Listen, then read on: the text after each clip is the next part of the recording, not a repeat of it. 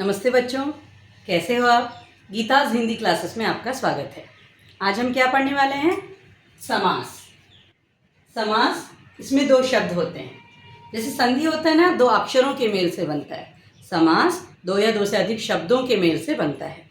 यहाँ हम क्या देखेंगे, जो दो शब्द होते हैं ना, जैसे कि रसोई घर, रसोई एक शब्द हुआ, घर एक शब्द हुआ, तो ये दोनों जुड़े कैसे? इनके बीच में कुछ शब्द होते हैं, तो उनको हटाकर फिर से जोड़ने पर ये समस्त पद बनते हैं। और जब उनको अलग किया जाता है या तोड़ा जाता है, उसे समास विग्रह कहते हैं। तो इन दो शब्दों को क्या कहा जाएगा? पहला शब्द है पूर्व पद, पूर्व पद।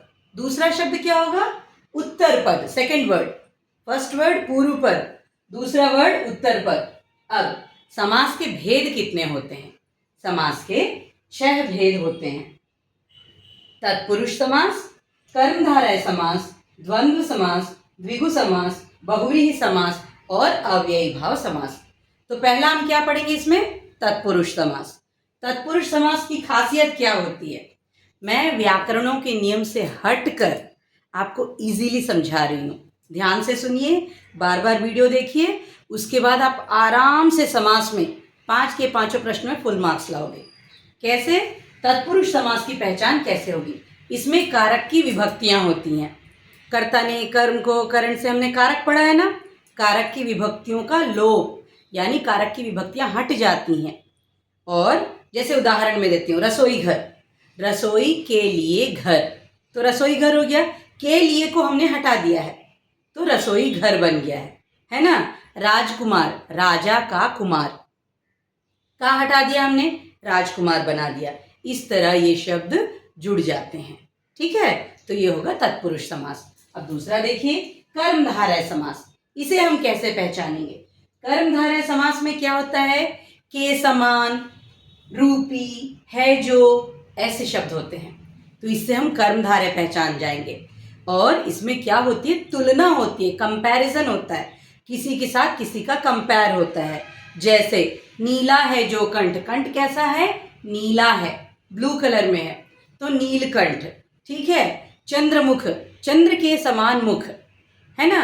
मृग नयन, मृग के समान नयन, तो के समान रूपी है जो, तो इससे हम पहचान जाएंगे ये कर्मधारय समास है, जिसमें कंपैरिजन हो रहा है, विशेषण विशेषी की तुलना हो रही है।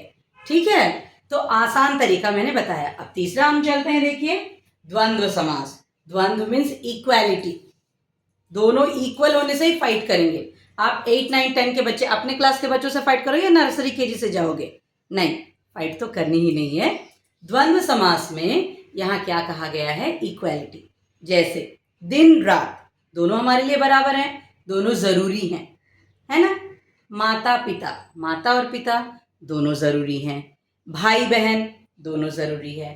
पाप पुण्य, जमीन आसमान, धरती आकाश, इसका मतलब ये मत समझो कि विलोम शब्द, इसमें समान शब्दों को साथ रखा जाता है, जिनका वजन, जिनकी समानता हो, है ना। एक ऊपर एक नीचे को हम कंपेयर नहीं करेंगे यहाँ पर। द्वंद्व समास, और ये दोनों किससे जुड़े हुए होते हैं? और माता और पिता, रात और दिन, पाप और पुण्य, भला और बुरा, इस तरह से। ठीक है, और हटा देंगे और हम यहाँ क्या करेंगे? एक छोटा सा हाइफन लगाएंगे, तब ये हो जाएगा हमारा द्वंद्व समास, जिसमें इक्वालिटी वाली बात आ जाती है। द्विगु समास, ये तो और भी आसान है समझना, लेकिन आपको हिंदी थोड़ी अच्छी से आनी पड़ेगी। द्विगु समास में क्या होता है? यह संख्या बताते हैं। पूर्व पद, इसका फर्स्ट वर्ड जो होगा वो होगा संख्या, नंबर, नंबर इंडिकेट करेगा। कैसे? जैसे मान लीजिए चौराहा, 4 राहों का समाहार, है ना, जहाँ 4 रास्ते मिलते हैं, 4 रोड्स जहाँ पे मिलते हैं, वो चौराहा उसे कहा जाता है। जैसे त्रिवेणी, 3 नदियों का समूह, 3 नदियाँ जहाँ पे मिलती हैं ना, उसे कहते हैं त्रिवेणी। और वेणी चोटी को भी कहते हैं त्रिवेणी, 3 चोटियाँ जो मिलती हैं। उसके बाद तिरंगा, 3 रंगों का समूह। फिर दूसरा अंतर भी मैं समझाऊंगी आपको। ठीक है, अब यहाँ देखिए बहुव्रीहि समास। बहुव्रीहि क्या है?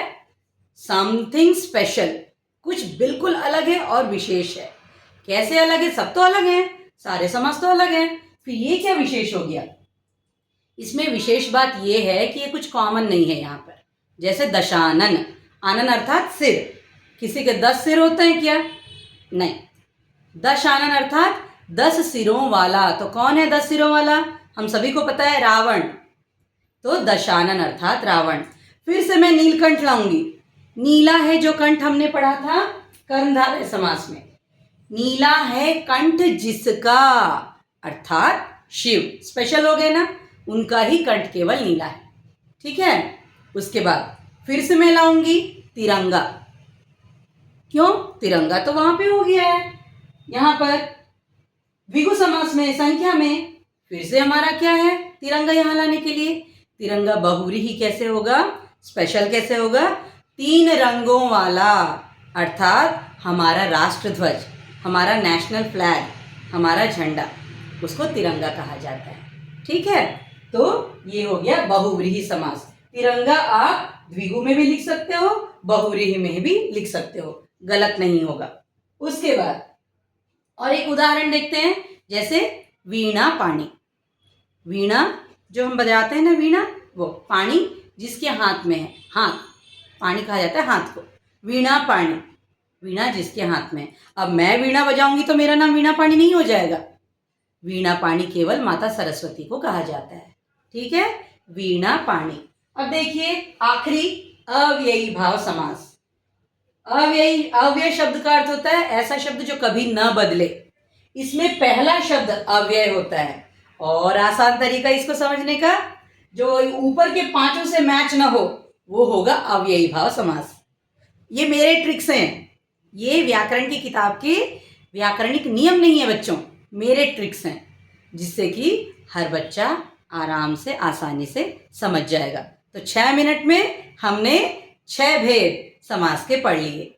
आप ज़रूरी से पढ़िए, अपने टेक्स्ट बुक से पढ़िए और अच्छे से याद करके फुल मार्क्स लाइए। धन्यवाद बच्चों।